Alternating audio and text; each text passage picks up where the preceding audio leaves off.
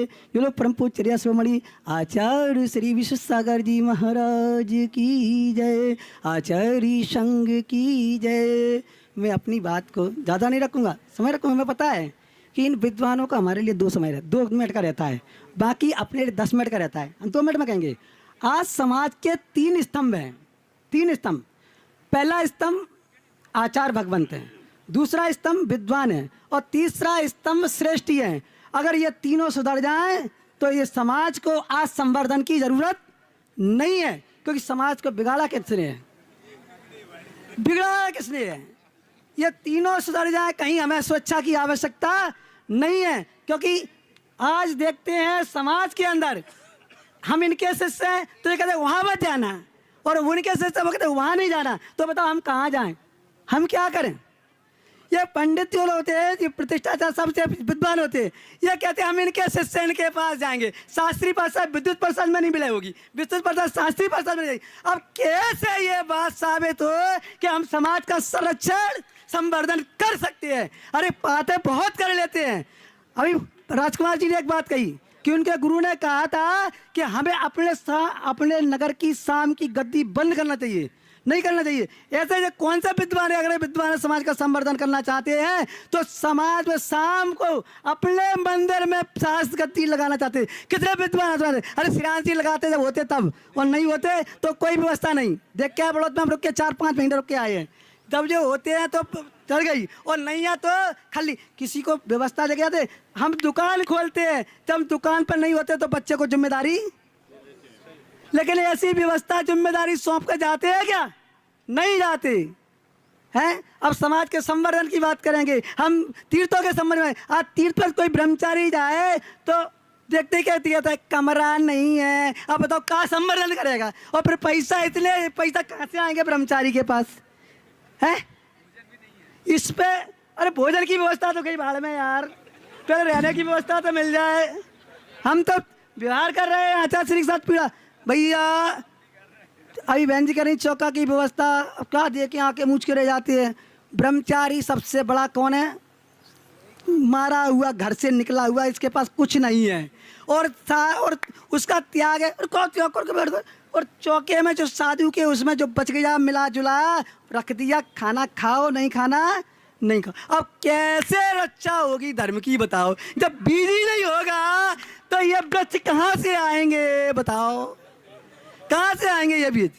तो ये समाज का मिश्र इसलिए रख रहा है क्योंकि मैं 1918 से इनके साथ में बराबर बिहार कर रहा हूँ, पैदल चल रहा हूँ, और ये सारी समस्या मेरे साथ में प्रतिदिन आती है। और फिर बाद में कहते बोल भैया जी कुछ खाते नहीं, अब क्या खाएं? क्योंकि तुमने पहले से हवच बना के रखता है। जूस निकाला 3 घंटे पहले का, सास कह रहा मर्यादा 48 मिनट की है, अब हम उसको कैसे ले लें?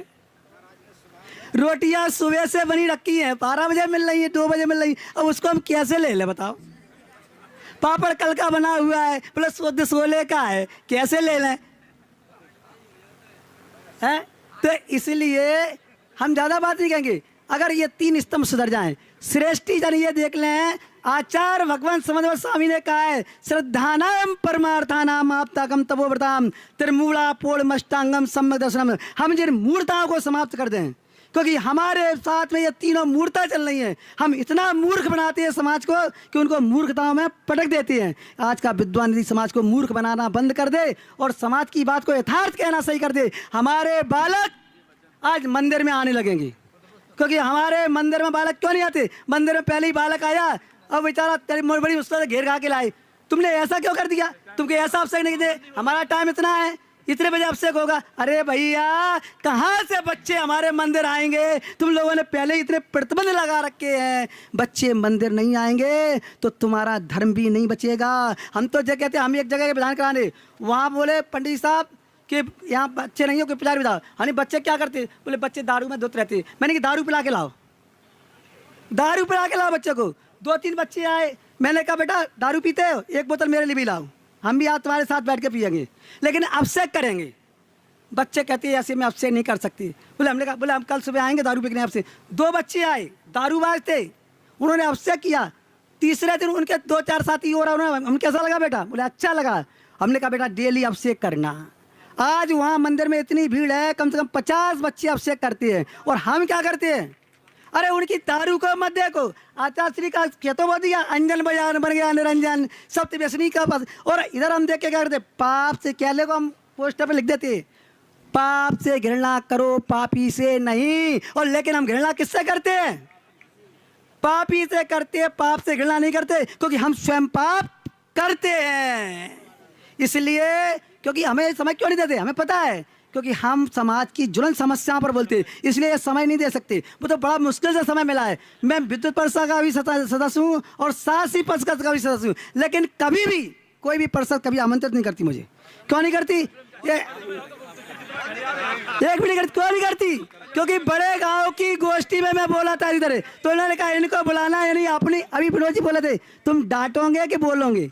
मैंने कहा भैया आप तो जो भी है, मैं तो जो समस्या है वो कहूँगा, और समय हो गया फिर मैं ज़्यादा समय नहीं बोलूँगा। मैं तो इतना ही कहूँगा, श्रेष्ठी सुधर जाए, साधु सुधर जाए, पंडित सुधर जाए, हमें समाज के संवर्धन की, तीर्थ क्षेत्रों की रक्षा की आवश्यकता नहीं पड़ेगी। अपने आप स्वतः रक्षा हो जाएगी, और नहीं तो कोरे कागज पर लिखते रहो और जमा करते रहो।